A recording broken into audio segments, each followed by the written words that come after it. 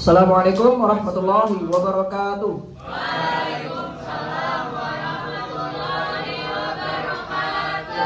Salam sejahtera untuk kita semua. Pertama-tama, kami ingin mengucapkan puji dan syukur kepada Tuhan Yang Maha Esa, karena dengan karunia-Nya lah kita dapat melakukan perkuliahan pada hari ini. Dan berkat karunia-Nya juga, kami dapat menyelesaikan kerja kelompok ini yang berjudul regresi linear.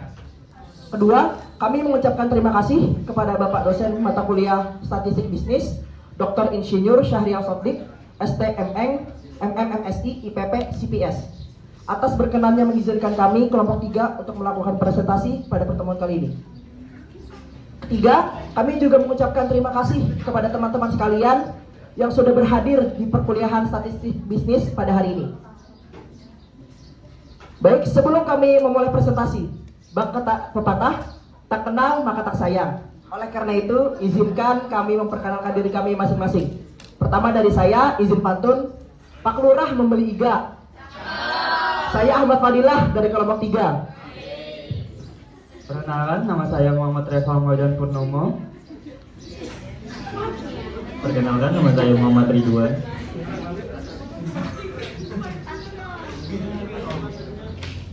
Perkenalkan, nama saya Muhammad Majid Amatola, biasa dipanggil Makita.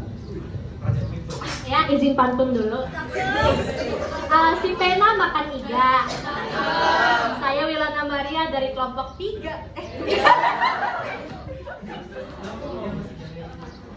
Oke, karena Wilona tadi pantun, saya juga ikut pantun. Ikan peda Ikan peda makan telur iga. Perkenalkan, saya Imelda dari kelompok 3. Perkenalkan, saya Wafa dari kelompok 3. Karena diawali pantun, maka perkenalan terakhirnya juga diakhiri pantun. Kura-kura dimasak iga. Saya Citra dari kelompok 3. Baik, karena sudah ada kenal dengan kelompok kami, maka materinya akan kami mulai. Materi yang pertama adalah pengantar regresi linear yang akan dibacakan oleh Saudari Citra. Kepada Saudari Citra dipersilahkan, dan kepada teman-teman kelompok 3 bisa duduk ke tempatnya masing-masing.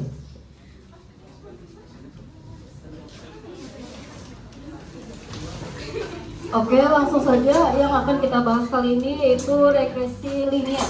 Sebelumnya, apa sih itu regresi linear? Regresi linear adalah model regresi yang berupa garis linear antara variabel bebas dan variabel tak bebas. Regresi linear menekankan bahwa persamaan regresi linear dalam parameternya, koefisien regresi, bukan linear dalam variabelnya, bukan dalam variabel bebasnya atau tak bebasnya. Secara fungsional, pola hubungan keduanya variabel tersebut diformulasikan ke dalam bentuk persamaan Y sama dengan A plus BX. A dan B adalah nilai konstanta atau parameter. Dalam prakteknya, tidak mudah menentukan nilai A dan B, maka nilainya dapat diestimasi dengan menggunakan data sampel yang diambil dari populasi, sehingga bentuk persamaan regresi estimasi menjadi Y sama dengan A plus BX. Y adalah variabel terikat dan X adalah variabel bebas. Selanjutnya akan saya kembalikan ke moderator. Baik, terima kasih kepada Citra atas materi yang dibawakan. Baik, selanjutnya adalah materi kedua, komponen model regresi linear, yang akan disampaikan oleh Wilona. Kepada Wilona dipersilakan. Baik, terima kasih. Materi yang kedua yaitu komponen model regresi linear. Terdapat 4 komponen model regresi linear. Yang pertama ada regresi linear sederhana atau simple linear regression, yaitu regresi linear sederhana yang juga dikenal sebagai regresi linear sederhana yang bisa dapat memperkirakan koefisien dengan menggunakan statistik. Di bawah kondisi ini terdapat properti statistik seperti rata-rata, deviasi, standar, korelasi, dan covariance harus dihitung. Lalu yang kedua ada kuadrat terkecil biasa atau ordinary least squares, yaitu ketika memiliki lebih dari satu input dapat menggunakan ordinary least square untuk memperkirakan nilai koefisien. Prosedur ordinary least squares juga berusaha untuk meminimalkan jumlah residu kuadrat. Lalu ada yang ketiga yaitu penurunan gradien atau gradient descent. Pengoptimalan nilai koefisien dapat digunakan ketika ada lebih dari satu input dengan meminimalkan kesalahan model pada data latih secara iteratif. Setiap koefisien dimulai dengan nilai 0 dalam operasi yang disebut operasi gradient descent. Setiap pasangan nilai input dan output memiliki jumlah kesalahan kuadrat yang dihitung. Lalu ada yang terakhir yaitu regresi linear teratur atau regularized linear regression, yaitu ketika memiliki lebih dari satu input dapat menggunakan ordinary least squares untuk memperkirakan nilai koefisien. Prosedur regularized linear regression juga berusaha untuk meminimalkan jumlah residu kuadrat. Saya kembalikan kepada moderator. Baik, terima kasih kepada Yulona atas pemaparannya. Baik, selanjutnya adalah asumsi-asumsi dalam regresi linear yang akan dipaparkan oleh Ridwan. Kepada Ridwan, dipersilakan. Baik, selanjutnya itu asumsi-asumsi dalam regresi linear. Yang pertama ada data bertipe interval atau rasio.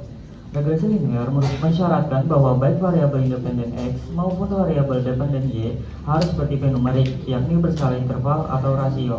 Artinya, data harus memiliki jarak yang setara antar nilai dan bersifat kuantitatif, seperti tinggi badan, berat badan, atau pendapatan. Yang kedua yaitu linearitas. Asumsi linearitas menyatakan bahwa hubungan antara variabel independen dan dependen harus bersifat linear. Artinya, perubahan nilai X akan menyebabkan perubahan yang proporsional pada Y. Yang ketiga yaitu normalitas residual. Residual merupakan selisih antara nilai aktual dan nilai prediksi dari model. Asumsi ini mengharuskan bahwa residual harus terdistribusi normal untuk menjamin keabsahan uji signifikansi, yakni uji T dan uji F. Yang keempat yaitu homoskedastisitas atau kesamaan variansi residual.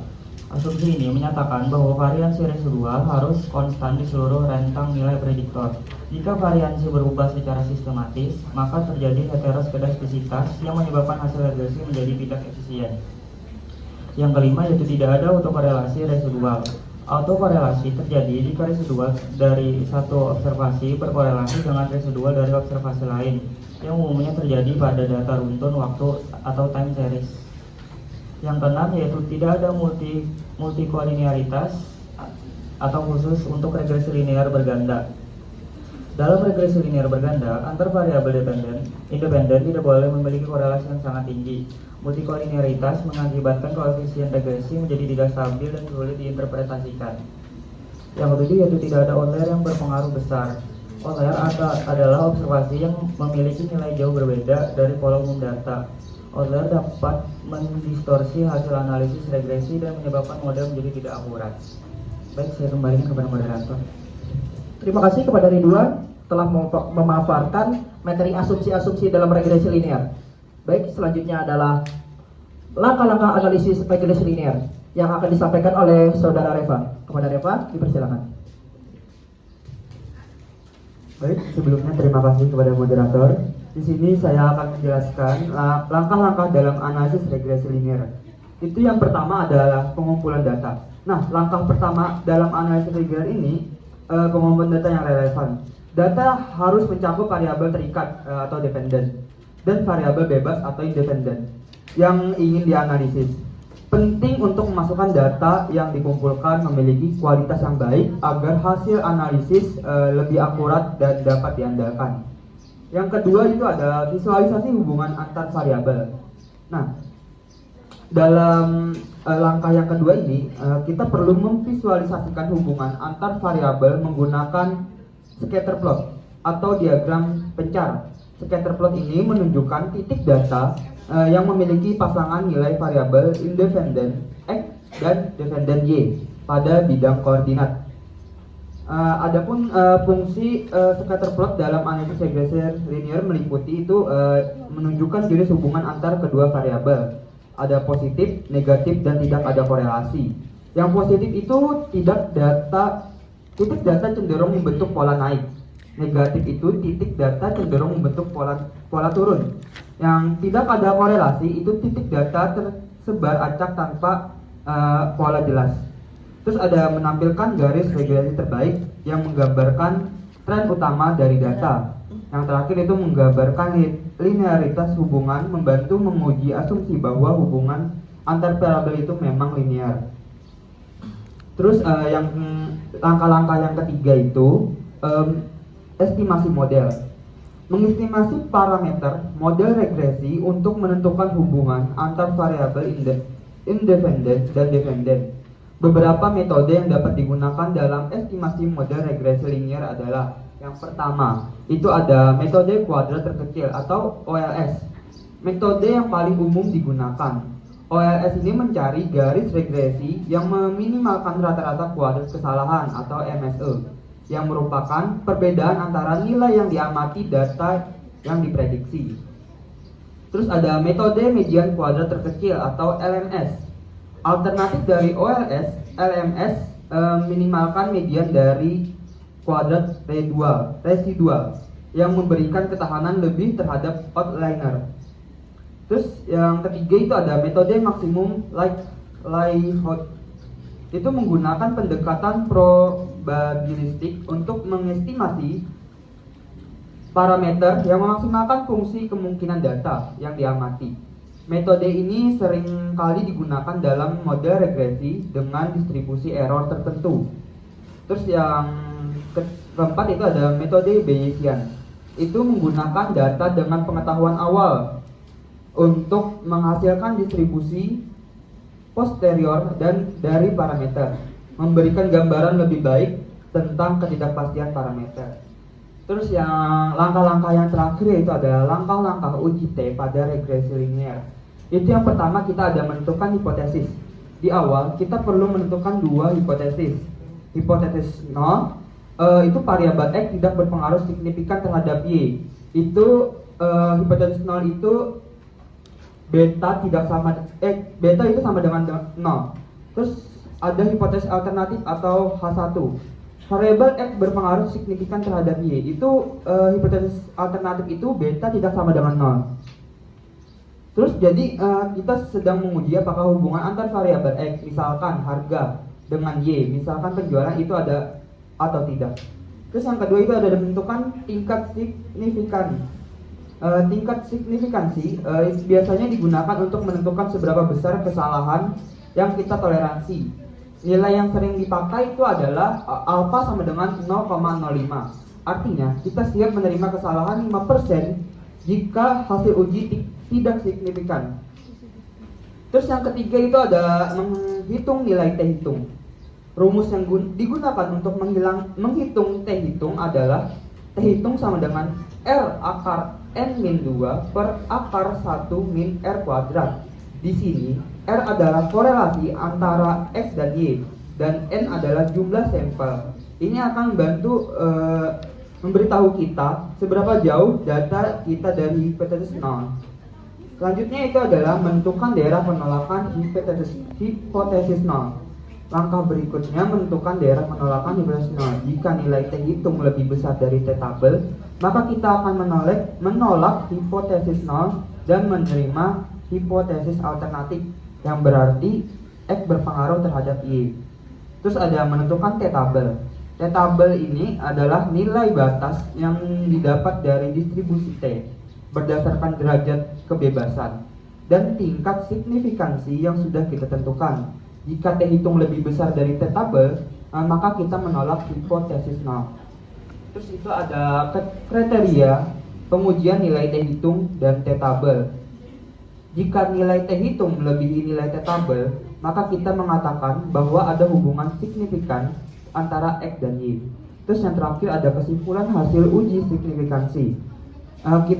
Ini kita membuat kesimpulan, jika T hitung lebih besar dari T tabel, maka kita menolak hipotesis 0 dan menyatakan bahwa ada hubungan yang signifikan antara X dan Y. Sebaliknya, jika T hitung kurang dari sama dengan T tabel, kita gagal menolak hipotesis 0. Artinya tidak ada hubungan signifikan. Terima kasih, saya kembalikan ke moderator. Baik, terima kasih kepada Reva telah menjelaskan langkah-langkah analisis regresi linear. Baik, selanjutnya adalah evaluasi model regresi yang akan disampaikan oleh saudara Magita. Kepada Magita, dipersilakan.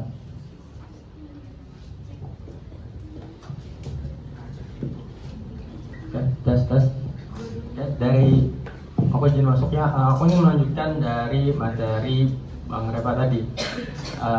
Dari yang telah dijelaskan oleh Repa tadi kan mengenai langkah-langkah untuk mencari model regresi linear. Oke, dari langkah-langkahnya itu di sini adalah evaluasi. Dari habis langkah-langkah itu masuk ke evaluasi regresi linear.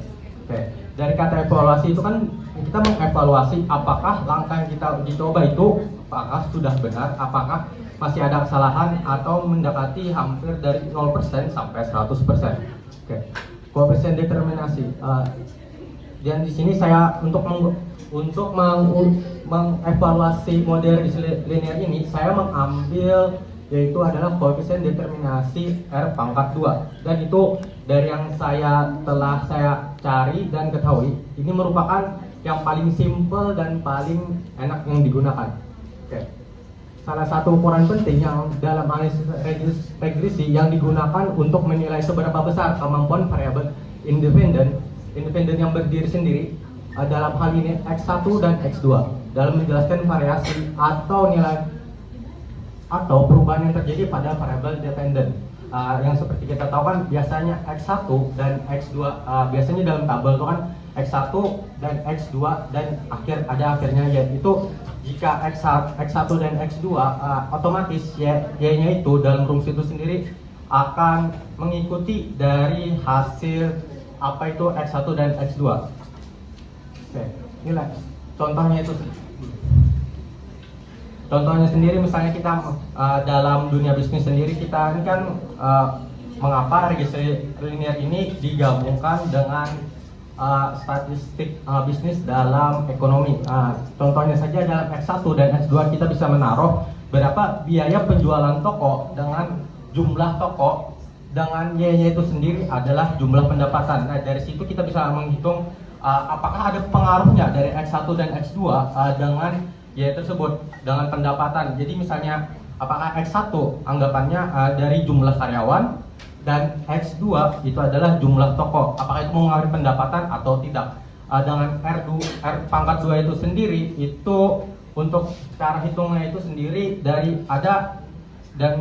yang saya ketahui itu menggunakan aplikasi namanya itu ada di laptop, aplikasi namanya SPSS, itu bisa kalian cari sendiri, dan itu angka hitungnya itu adalah dari nilai R pangkat 2 ini atau koefisien determinasi berada dalam kisaran antara 0 hingga 1. Itu ketika kita memasuki X1 dan X2 dan itu Y-nya akan kelihatan itu antara 0 hingga 1 itu bukan antara anggapannya untuk angka dia menggunakan 0, misalnya dari X1 dan X2 itu kita masuki itu akan menghasilkan anggapannya 0,65, itu merupakan 65%, dan itu sudah dari yang langkah-langkah metode regresi linear itu berarti sudah bagus. Semakin mendekati angka 1 maka itu akan semakin bagus, dan sebaliknya jika yang kita masuki X1 dan X2 itu 0,3 misalnya 0,3 maka itu adalah 30%, berarti hal yang itu tidak berpengaruh X1 dan X2 nya begitu. Mungkin itu saja yang dapat saya sampaikan kepada selanjutnya saya akan kembalikan kepada moderator. Baik, terima kasih kepada saudara Makita telah memaparkan evaluasi model regresi. Baik, materi selanjutnya adalah penerapan regresi linear dalam kasus bisnis yang akan disampaikan oleh saudara Imelda. Kepada Imelda dipersilakan. Oke, tadi karena sudah sedikit disinggung oleh Makita penggunaan atau penerapan regresi linear dalam kasus bisnis. Yang pertama, kita bisa menggunakan atau menerapkan regresi linear ini dalam prediksi penjualan, yaitu berupa peramalan penjualan, mengidentifikasi tren. Yang kedua, optimasi harga, yang berupa penentuan harga optimal, segmentasi pasar. Yang ketiga, efektivitas pemasaran, yang berupa mengukur dampak iklan. Yang kedua, alokasi anggaran pemasaran. Yang keempat adalah pengelolaan persediaan, yaitu peramalan permintaan, manajemen rantai pasok. Dan yang kelima, pengambilan keputusan strategis, yang berupa evaluasi investasi serta strategi ekspansi. Yang keenam yaitu analisis kinerja karyawan yang berupa evaluasi kinerja pengelolaan sumber daya manusia. Dan yang ketujuh yaitu yang terakhir yaitu pengembangan produk yang berupa analisis preferensi pelanggan serta inovasi produk. Mungkin itu saja yang dapat saya sampaikan. Saya kembalikan kepada moderator. Baik, terima kasih kepada saudari Imelda telah memaparkan penerapan regresi linear dalam proses bisnis. Baik, yang selanjutnya adalah keterbatasan dan tantangan regresi linear yang akan dipaparkan oleh Ahmad Fadilah. Kepada Ahmad Fadilah dipersilakan. Baik, saya akan memaparkan mengenai keterbatasan dan tantangan regresi linear. Regresi linear memang sangat populer karena sifatnya yang sederhana, mudah dipahami, dan cepat dihitung. Tapi, dibalik semua kelebihannya, metode ini juga punya sejumlah keterbatasan dan tantangan yang perlu kita pahami agar hasil analisisnya tetap akurat dan dapat dipercaya, terutama saat diterapkannya pada data dunia nyata. Berikut adalah beberapa tantangan utama yang sering ditemui. Yang pertama adalah asumsi hubungan linear. Model ini mengasumsikan bahwa hubungan antara variabel bebas dan terikat selalu linear. Artinya setiap perubahan pada variabel bebas diasumsikan memberikan perubahan yang proporsional pada variabel terikat. Padahal di dunia nyata hubungan antar variabel tidak selalu sesederhana itu. Seringkali justru bersifat non-linear. Kemudian tantangan yang kedua adalah pengaruh outlier yang besar. Apa sih outlier itu? Secara sederhana, outlier adalah data yang nilainya sangat jauh berbeda dari sebagian besar data lainnya, bisa dibilang data ekstrim. Dalam regresi linear, keberadaan satu atau dua outlier saja bisa berdampak besar karena metode ini menggunakan pendekatan kuadrat terkecil, di mana model akan berusaha menarik garis yang paling mendekati semua titik data. Akibatnya, outlier bisa menarik garis regresi menjauh dari pola umum data, sehingga hasil prediksinya menjadi bias atau bahkan menyesatkan. Yang ketiga adalah masalah multikolinearitas. Multikolinearitas adalah kondisi ketika dua atau lebih variabel bebas atau independen dalam model regresi saling berkorelasi sangat kuat. Dengan kata lain, mereka menyampaikan informasi yang hampir sama. Ini membuat kita kesulitan memahami peran masing-masing variabel karena koefisien regresi bisa menjadi tidak stabil. Kemudian yang keempat adalah pemilihan variabel yang tidak tepat. Memilih variabel yang relevan sangatlah penting. Jika kita memasukkan variabel yang tidak memiliki hubungan yang logis atau sebab akibat dengan variabel terikat, maka hasil model bisa menyesatkan. Baik, yang kelima adalah fokus pada rata-rata hubungan. Regresi linear hanya menangkap hubungan rata-rata antar variabel. Jadi jika kita ingin memahami pola ekstrim atau variasi dalam data secara lebih detail, metode ini kurang cocok. Yang keenam adalah keterbatasan dalam menunjukkan kausalitas.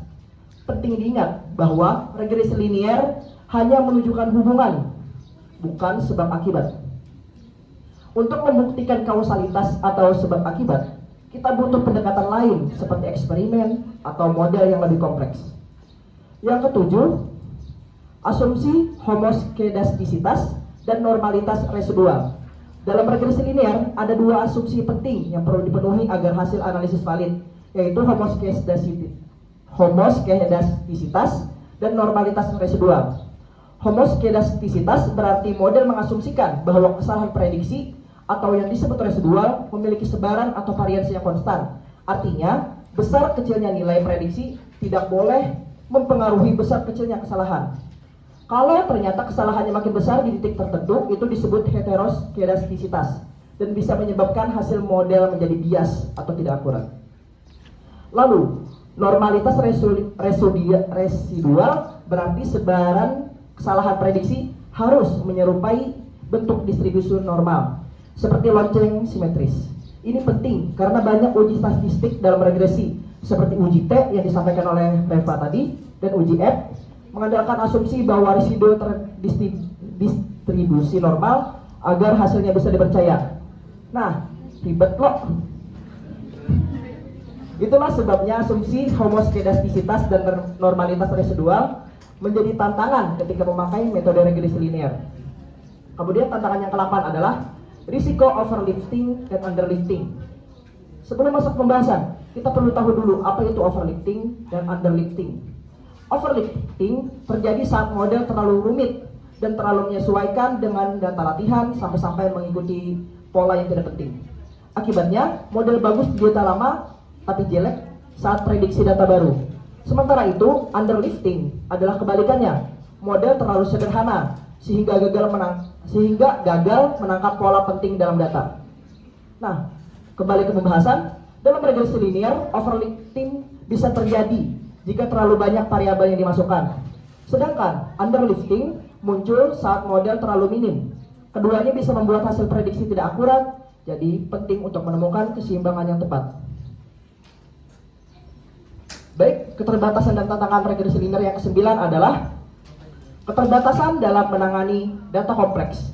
Kalau jumlah variabelnya terlalu banyak atau ada interaksi kompleks, model regresi linear sering kesulitan.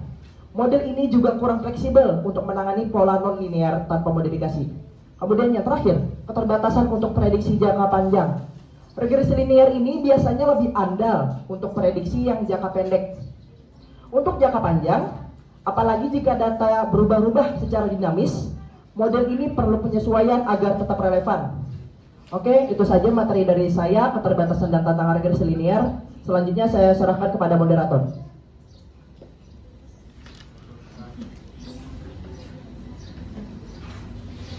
Baik, materi yang terakhir adalah kesimpulan dan implikasi bisnis yang akan dipaparkan oleh Saudari Wafa. Kepada Saudari Wafa, dipersilakan. Jadi, regresi linear merupakan suatu metode analisis statistik yang mempelajari pola hubungan antara dua atau lebih variabel. Pada kenyataan sehari-hari, sering dijumpai sebuah kejadian yang dipengaruhi oleh lebih dari satu variabel. Oleh karenanya, dikembangkanlah analisis regresi linear sederhana untuk menganalisis suatu persoalan. Adanya metode analisis regresi ini sangat menguntungkan bagi banyak pihak, baik di bidang sains, sosial, industri, maupun bisnis. Salah satu manfaat analisis regresi di bidang bisnis adalah memperkirakan suatu kejadian yang akan terjadi dengan menganalisis penyebab yang mungkin mempengaruhi kejadian tersebut. Contohnya, memperkirakan penjualan dan permintaan dari iklan, harga, dan tren. Lalu manfaat lainnya ialah menentukan pilihan strategis dari beberapa alternatif sehingga dapat mengurangi risiko kerugian. Lalu menentukan harga dan segmentasi pasar, evaluasi kinerja. Jadi sebuah bisnis dapat menggunakan regresi linear untuk mengevaluasi efektivitas berbagai strategi serta membantu dalam mengembangkan produk. Baik, itu saja dari saya. Selanjutnya saya kembalikan kepada moderator. Terima kasih kepada Wafa telah menjelaskan kesimpulan dan implikasi bisnis. Baik, materi dari kelompok 3 sudah berakhir. Selanjutnya adalah sesi tanya jawab.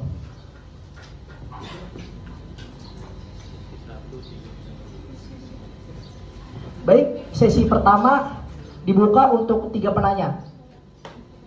Baik, dalam hitungan 3, 2, 1, silakan angkat tangan. 3, 2, 1. Baik, silakan. Kelompok 3, saya Sumaira dari kelompok 1 izin bertanya, bagaimana sih cara untuk memastikan bahwa hasil analisis dari regresi linear ini dapat diandalkan untuk pengambilan keputusan bisnis? Ya, itu saja, terima kasih. Baik, terima kasih kepada Lutfia Kumaira telah bertanya. Baik, kepada penanya kedua silakan angkat tangannya. Ya, perkenalkan nama aku Puji Nurfadi Nafisa dari kelompok 1. Dari penjelasan panjang lebar kalian tadi tentang regresi linear, saya kan anak kos ya. Nah, mau nanya nih, bagaimana sih regresi linear ini bisa membantu kita atau menerapkan anak kos untuk memprediksi pengeluaran kayak misal makan di luar kos gitu. Bagaimana penerapannya? Iya, itu aja. Terima kasih. Baik, terima kasih kepada Puji Nurfadi Nafisa atas pertanyaannya. Baik, penanya terakhir di sesi 1 silakan angkat tangan. Baik, silakan. Baik, terima kasih atas kesempatannya. Perkenalkan, nama saya Saimah Syifa Marusa dari kelompok 6 izin bertanya. Jadi dari penjelasan tentang fungsi regresi linear sudah kalian sebutkan, mana yang menurut kalian itu paling berdampak langsung terhadap keuntungan bisnis? Kemudian bagaimana cara mengukurnya secara konkret? Baik, itu saja. Terima kasih. Baik, terima kasih. Oke, sesi 1 sudah ditutup. Kami mohon waktunya untuk mendiskusikan dari pertanyaan tadi.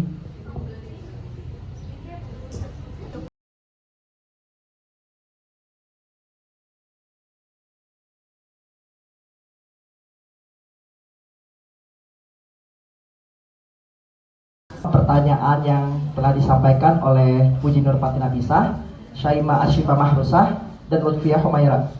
Baik, pertanyaan pertama yang akan kami jawab adalah pertanyaan dari Puji Nur Fatin Nafisah yang berbunyi, bagaimana regresi linear bisa membantu kita memprediksi pengeluaran bulanan berdasarkan jumlah hari makan di luar kos? Untuk menjawab pertanyaan ini, saya menyerahkan kepada Imelda. Dipersilakan. Oke, saya akan menjawab pertanyaan dari Fuji. Regresi linear adalah metode statistik yang digunakan untuk memodelkan hubungan antara dua variabel dalam kasus prediksi pengeluaran bulanan berdasarkan jumlah hari makan di luar kos. Ini misalnya penjelasan dulu lah, penjelasan secara materi dulu. Misalkan variabel X itu adalah jumlah hari makan di luar kos dalam sebulan. Itu dimisalkan. Lalu variabel terikat Y yaitu pengeluaran per bulan. Nah, dengan menggunakan data historis, misalnya data jumlah hari makan di luar dan total pengeluaran dalam sebulan, regresi linear akan mencari garis terbaik yang merepresentasikan hubungan antara keduanya.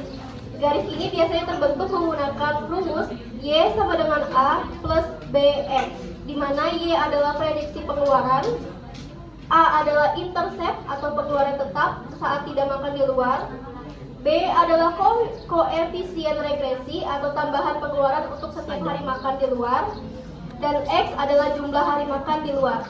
Jadi untuk menjelaskannya secara lebih detail lagi akan dilanjutkan oleh Fadil.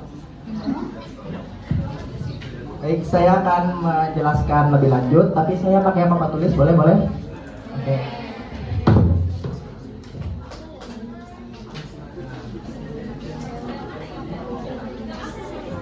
Nah, tadi kan sudah disebut oleh Imelda, kalau Y itu prediksi pengeluaran, terus A-nya itu adalah intercept pengeluaran tetap. Kalau di ekonomi mikro itu ini fixed asset, fixed cost ya. Kalau B-nya ini disebut tambahan pengeluaran setiap hari. Jadi kalau di ekonomi mikro itu istilahnya tuh variable cost, VC. Ini FC. Nah, kita tuh pakai rumusnya dengan rumus regresi linear yang tadi disebutkan dari awal. Rumus awalnya tuh Y sama dengan A ditambah BX. Nah, kita tuh mau permisalan dulu. A jadi kan ya tetap lo. Kan Pia tuh kan katanya ngekos. Boleh nanya lah. Ini perkiraan contoh kami jelas. Jadi dia tuh anggap biaya kos, biaya listrik segala macam yang tetap sudah per bulan. Anggap 500.000. Terus B-nya nih variabel cost. Terus X nih jumlah hari. Anggap kan tadinya menangani sebulan. Jadi X-nya tuh ada 30. Jawabnya 30. Nah, B-nya nih kita asumsikan misal sehari dia membelanjakan untuk makan dan segala macam itu tuh 30.000 lah. Berapa? Oke, 25.000. Jadi kita tulis lagi Y sama dengan 500.000 ditambah 25.000 dikali 30. Jadi Y-nya itu 500.000 ditambah 750.000.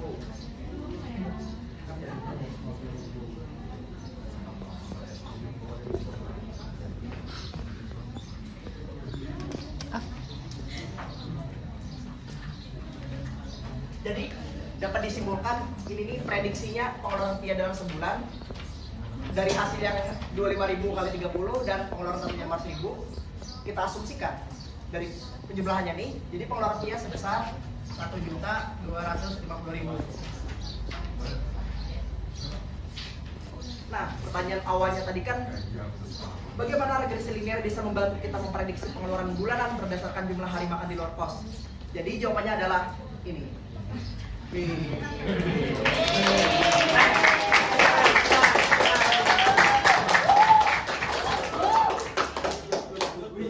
Bagaimana Tia? Apakah dapat diterima?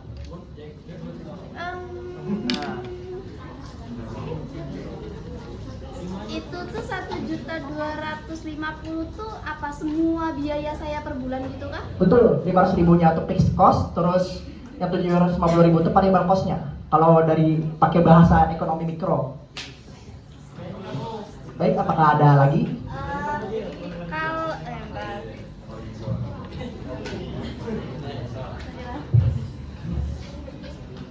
berarti itu sama aja dengan pengeluaran makan saya yang di luar kos gitu kah? Ya, ini asumsi, prediksi. Kan asumsi itu belum tentu sama dengan kenyataan. Itu kan semua biaya saya tuh. Sedangkan saya cuma menanyakan biaya hari makan saya di luar kos gitu loh. Ya udah. Berarti masuk ke situ juga. Ya masuk ke situ, berarti kita tinggal hapus saja A-nya. Jadi tinggal Y sama dengan BX 125.000, B-nya 25.000, X-nya 30. Jadi pengeluaran di luar tetap tuh adalah 750.000. Itu jawabannya. Oke, ya, terima kasih. Ya, terima kasih. Ya. Baik, pertanyaan yang kedua.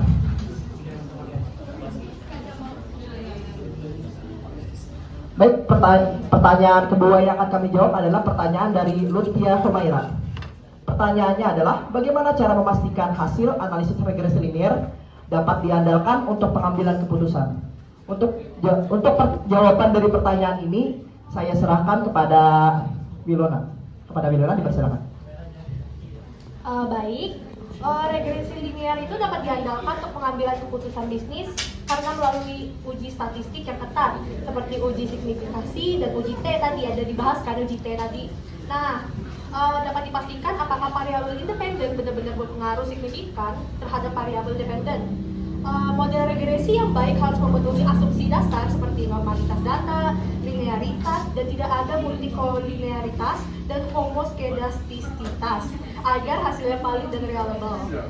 Dengan memenuhi syarat tersebut, regresi linear memberikan prediksi yang akurat dan wawasan yang dapat dipercaya untuk merencanakan strategi bisnis dan mengelola sumber daya dan mengambil keputusan yang lebih cepat. Namun, penting untuk selalu melakukan pengujian asumsi agar model regresi benar-benar valid dan hasilnya dapat diandalkan dalam konteks bisnis. Tanpa pertanyaan sudah jawab. Asik. Saya kembalikan kepada moderator. Oke, terima kasih kepada Wilona telah menjawab pertanyaan dari Lutfia Humaira. Baik, pertanyaan terakhir dari sesi 1 dari penanya Saima Ashifa Mahrusa dari kelompok 6. Yang berbunyi, dari semua fungsi regresi linear yang sudah disebutkan, mana yang menurut kalian paling berdampak langsung terhadap keuntungan bisnis dan bagaimana cara mengukurnya secara konkret? Nah, untuk jawaban dari pertanyaan yang diajukan oleh Syaima, kami serahkan kepada saudara Reva. Kepada Reva, dipersilakan. Terima kasih kepada moderator. Sebelumnya di sini saya akan disclaimer dulu. Untuk pertanyaan dari Saima ini mungkin kami tidak ada memaparkan materi dari awal tentang fungsi-fungsi regresi linear. Tapi di sini kami akan menjawabnya. Fungsi regresi linear itu yang paling berdampak langsung terhadap keuntungan bisnis itu adalah fungsi yang memprediksi penjualan berdasarkan variabel-variabel seperti harga, promosi, dan tren pasar. Ini karena penjualan berhubungan langsung dengan pendapatan. Cara mengukurnya secara konkret bisa dengan melihat seberapa akurat model tersebut memprediksi penjualan, misalnya menggunakan R-squared dan membandingkan hasil prediksi dengan realisasi keuntungan yang diperoleh. Apakah bisa diterima? Terima kasih. Terima kasih saudara Reva telah menjawab pertanyaan dari Saima. Baik, sesi.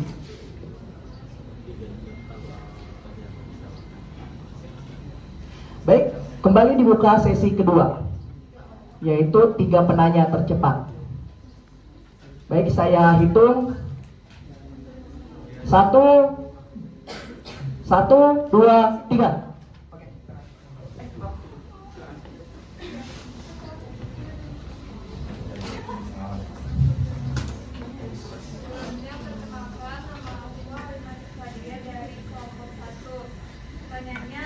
sih implikasi utama dari penggunaan regenerasi linear ini?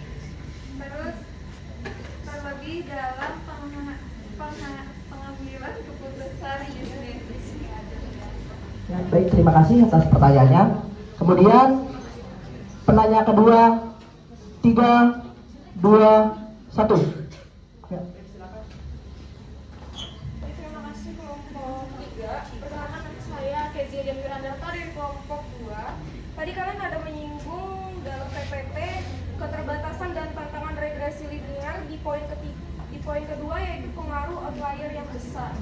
Di sini pertanyaan saya, jika dalam sebuah analisis ditemukan data yang menyimpang jauh dari pola umum atau outlier tadi, menurutmu lebih baik dibiarkan, diperbaiki atau dihilangkan? Bisa dijelaskan? Terima kasih. Baik, terima kasih atas pertanyaannya. Baik, baik, penanya ketiga dalam hitungan 3, 2, 1. 3, 2, 1.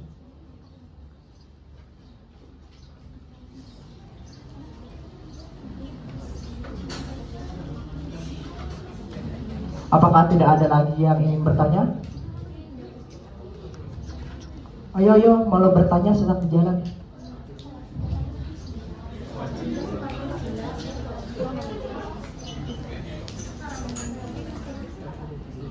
Baik, karena kayaknya tidak ada lagi yang ingin bertanya, maka sesi tanya jawab kami tutup.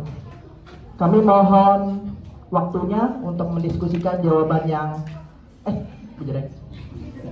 permisi.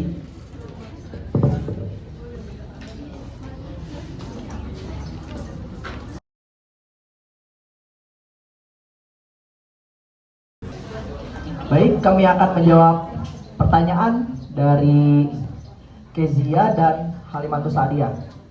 Baik, pertanyaan yang akan kami jawab terlebih dahulu adalah pertanyaan dari Halimatus Sa'diyah yang berbunyi, apa implikasi utama dari penggunaan regresi linear dalam pengambilan keputusan bisnis? Untuk pertanyaan dari Halimah, kami serahkan kepada Saudari Wafa untuk menjawabnya. Kepada Wafa, dipersilakan. Jadi, implikasi utama dari penggunaan regresi linear dalam pengambilan keputusan bisnis adalah membantu perusahaan untuk membuat keputusan yang berbasis data dan lebih terukur.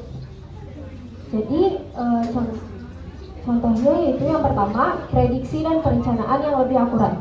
Regresi linear memungkinkan bisnis memprediksi variabel penting seperti penjualan, biaya, atau keuntungan berdasarkan faktor-faktor tertentu, misalnya iklan, jumlah pelanggan, atau hari operasional.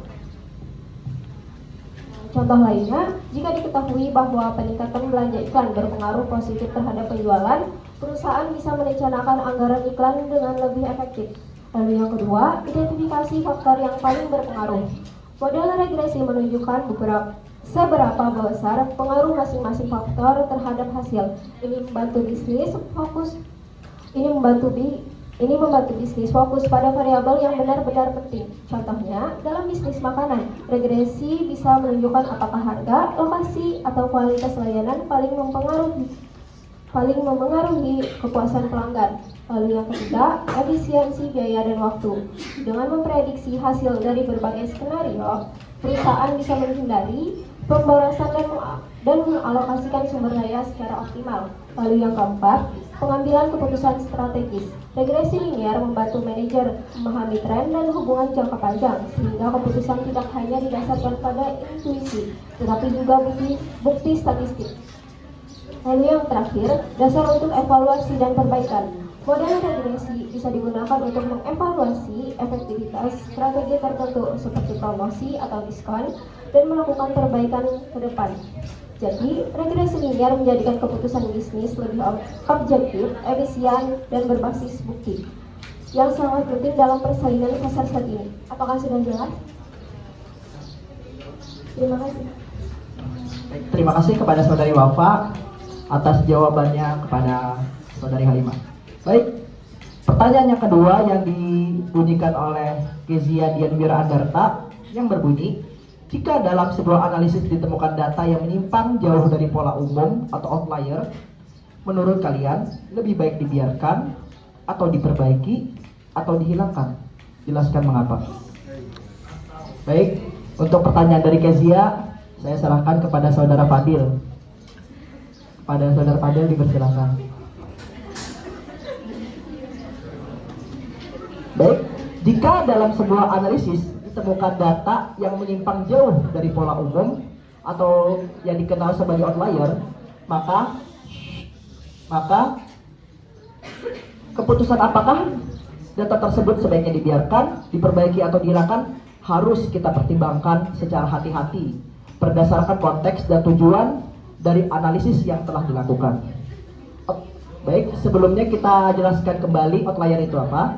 Outlier adalah data yang secara signifikan berbeda dari mayoritas data lainnya. Keberadaan outlier dapat disebabkan oleh berbagai hal, seperti kesalahan pencatatan, kesalahan input data, kesalahan alat ukur, atau bisa juga karena memang mencerminkan kondisi nyata yang ekstrim, namun valid. Oleh karena itu, langkah pertama yang harus dilakukan adalah melakukan evaluasi mendalam terhadap penyebab kemunculan outlier tersebut. Baik, jika setelah dianalisis diketahui bahwa outlier muncul akibat kesalahan manusia, seperti salah memasukkan angka, salah mengisi kolom data, atau adanya kerusakan pada alat ukur, maka data tersebut sebaiknya diperbaiki saja. Tapi tergantung apakah bisa ditemukan nilai sebenarnya atau tidak. Jika nilainya tidak bisa ditemukan, maka mau tidak mau dihapus. Namun, apabila outlier tersebut merupakan bagian dari fenomena yang benar-benar terjadi, misalnya ada seseorang yang memang menghabiskan uang jauh lebih banyak dari orang lain karena alasan tertentu yang rasional dan dapat dibuktikan, maka data tersebut tidak seharusnya dihilangkan. Karena tetap mencerminkan realitas dan bisa memberikan wawasan penting dalam analisis. Bahkan dalam beberapa kasus, outlier justru menjadi sumber informasi yang sangat berharga karena dapat menunjukkan adanya pola baru, kelompok data berbeda, atau kondisi khusus yang layak diteliti lebih lanjut. Selain itu, keputusan untuk menangani outlier juga harus mempertimbangkan tujuan dari analisis itu sendiri. Jika analisis bertujuan membuat prediksi umum bagi populasi dan outlier dianggap tidak representatif, maka penghapusnya bisa dibenarkan untuk menghasilkan model yang lebih akurat. Sebaiknya, jika tujuan analisis adalah untuk memahami variasi data secara menyeluruh, maka outlier sebaiknya tetap dipertahankan. Baik, itu saja jawaban dari kami. Apakah ada tanggapan lain? Baik, terima kasih atas jawabannya kelompok 3 sangat tidak. Baik, terima kasih.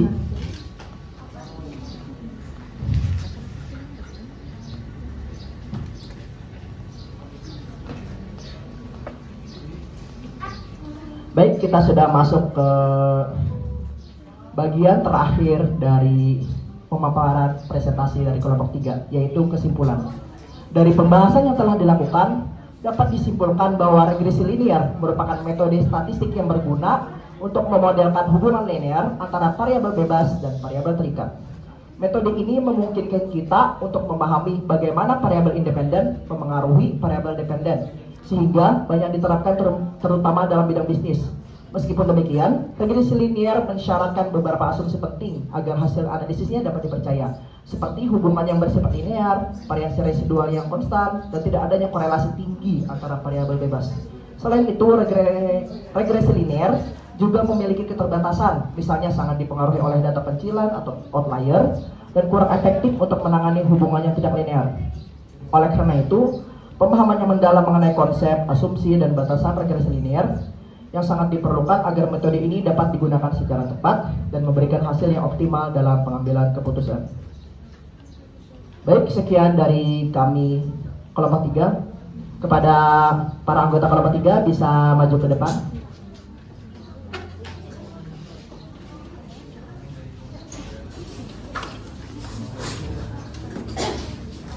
Saya selaku moderator mewakili kami kelompok 3 mengucapkan terima kasih kepada Bapak Syahrial Sadiq yang sudah mengizinkan kami presentasi, dan juga kami mengucapkan terima kasih kepada teman-teman 4D yang sudah berkenan memperhatikan kami. Jadi malu.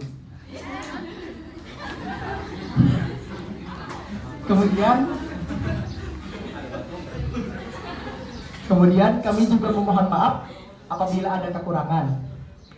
Namun apabila ada kelebihan, ya udah sama-sama. Kesekian tanpa kekasih. Cukup sekian dan terima kasih. Wabillahi taufiq wal hidayah. Assalamualaikum warahmatullahi wabarakatuh. Salam sejahtera untuk kita semuanya.